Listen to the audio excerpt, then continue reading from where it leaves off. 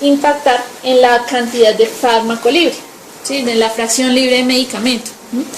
Entonces, ¿ustedes se acuerdan qué fármaco, o sea, el fármaco libre o no libre, cuál actúa más rápido? El fármaco libre, la fracción libre. Entonces hay que tener en cuenta eso porque, digamos, en los niños, al nacer, la concentración de proteínas es baja. Y si las poquitas que hay, por decirlo así, tienen una baja afinidad, o sea, son tan inmaduras que no tienen esa capacidad, esa afinidad con la que sí pueden llegar pues a adultos, y eso pues va a determinar mucho la fracción libre de los medicamentos. Tener en cuenta pues que la albúmina es la principal proteína plasmática que se une a los fármacos y pues que está obviamente pues disminuida. En cuanto al metabolismo, entonces recordar que el metabolismo no solamente es a nivel hepático, hay medicamentos que se metabolizan tanto a nivel sanguíneo como a nivel renal, pero pues hay que darle mucho valor a la parte hepática. En la parte hepática, pues el metabolismo hepático se divide en reacciones de dos fases. Entonces tenemos la fase 1, que es llamada también como no sintética, o sea, no se sintetiza nada, y la fase 2, es la fase sintética, que es en donde hay procesos como de conjugación, de retirar o agregar algún grupo químico al compuesto, al fármaco, y así se llevan a cabo esas reacciones de fase 2. En la fase 1 es importante porque acá están los procesos de oxidación, reducción, hidrólisis, y tienen mucho que ver con el famoso CYP 450, ¿sí? Del cual hay muchas enzimas, y hay que tener en cuenta que esas enzimas, digamos, en los primeros días, en los primeros meses de los recién nacidos, pues están a concentraciones altas, pero muchas de ellas están inmaduras, entonces pues no son tan impactantes como en el adulto. Acá algunos ejemplos del citocromo P450. Recuerden que son varias enzimas y que cada una de ellas pues metaboliza cierto grupo de medicamentos. Entonces, ¿de ahí cuál es la más importante o la que más metaboliza medicamentos?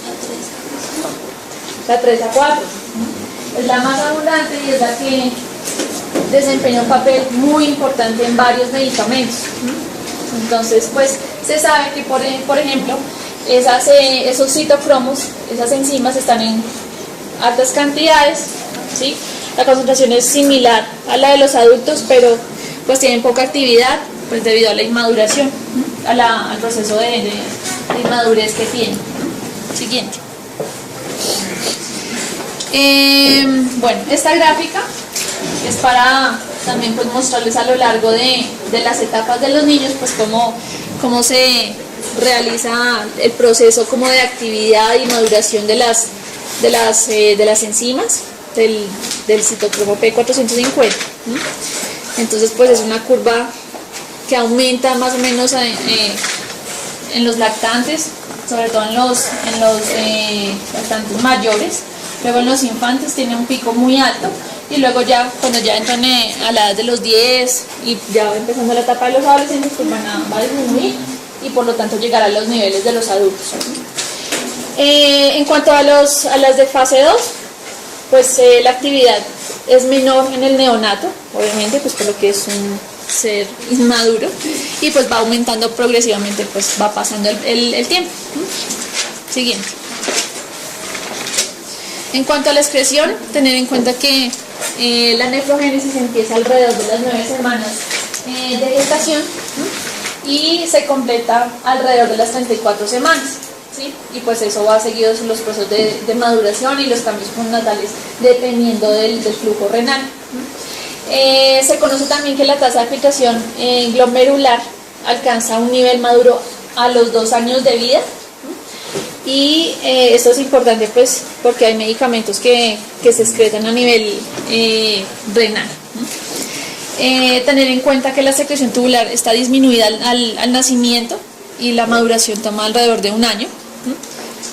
Y bueno, también el proceso de reabsorción tubular que madura alrededor de los 3 años de vida. Entonces tener en cuenta eso. Este es un esquema que está en el artículo del New England Journal del 2003. Lo recomiendo para que en alguna tarde libre lo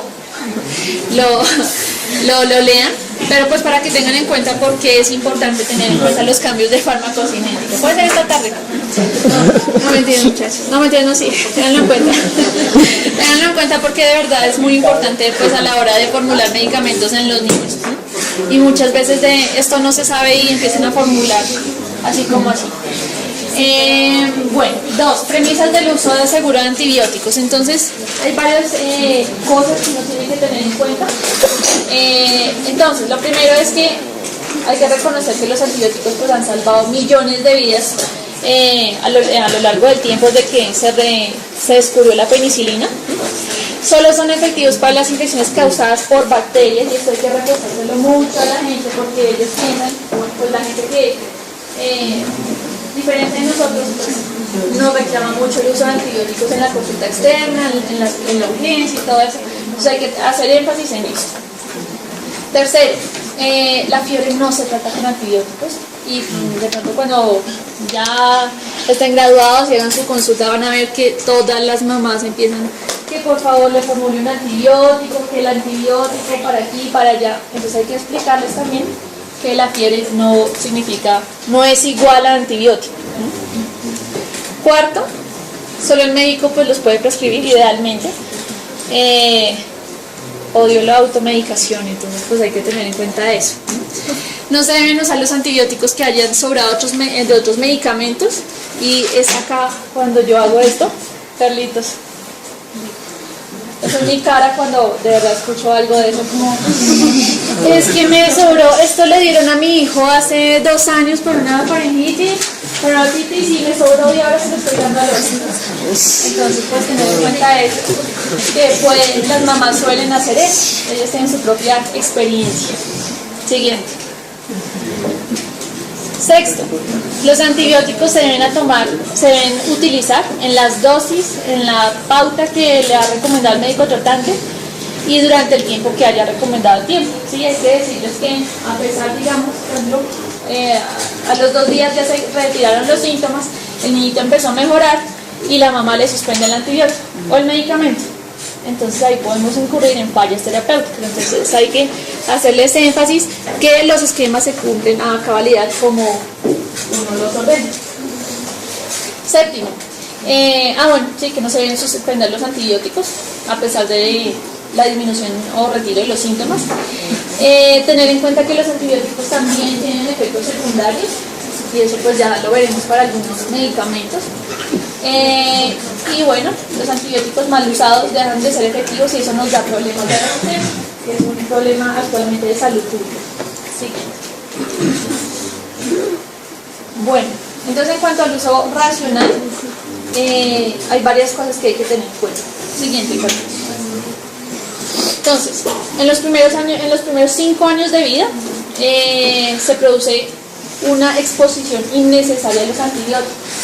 Es la edad en la cual se exponen innecesariamente los niños a los antibióticos, pues precisamente por muchos errores, falta de información, presión de los familiares, entre otras cosas. Hay que tener en cuenta entonces a la hora de seleccionar un antimicrobiano, pues el antibiótico correcto, la indicación apropiada, el régimen apropiado, y esto incluye la dosis, la frecuencia, la forma farmacéutica, la vía de administración, la duración. Tener en cuenta que no hayan contraindicaciones. Contraindicaciones pueden haber muchas dependiendo de la edad del niño, de las patologías concomitantes, entre otras cosas, otros medicamentos que esté tomando. Las reacciones adversas a medicamentos, que son los efectos secundarios que pueden ocurrir. Por supuesto el costo de los medicamentos, de los antimicrobianos. Aquí es en donde entra en juego entonces que los antibióticos comerciales, que el genérico es malo, en fin. Y bueno, la información apropiada para los pacientes, darles como tal las pautas que ya hemos hablado, garantizar la adherencia del paciente al tratamiento, y esto se logra hablándole a la familia, a la mamá sobre todo, que es la que finalmente pues administrar medicamentos. Si usted logra una buena relación con ella, seguro va a haber un éxito en el tratamiento. El uso inadecuado de antibióticos pues afecta a la salud de todas las personas, afecta a la economía, los servicios de salud, contribuye al desarrollo de la resistencia de las bacterias, y por supuesto pues es un problema de salud pública muy grande. Pues actualmente lastimosamente la industria farmacéutica ya no invierte tanto dinero generando antibióticos, entonces pues creo que pues depende no solo de nosotros los médicos y el personal de salud, sino también de los pacientes, explicarles que esto es un problema muy muy grande actualmente. Bueno, entonces acá les voy a hablar una diferencia. Es muy diferente, pues como lo había dicho el doctor Carlos, pues es muy diferente hablar de un antimicrobiano a un antibiótico. Entonces, un antimicrobiano es un término muy general, ¿sí? Y es una sustancia capaz de actuar sobre los microorganismos.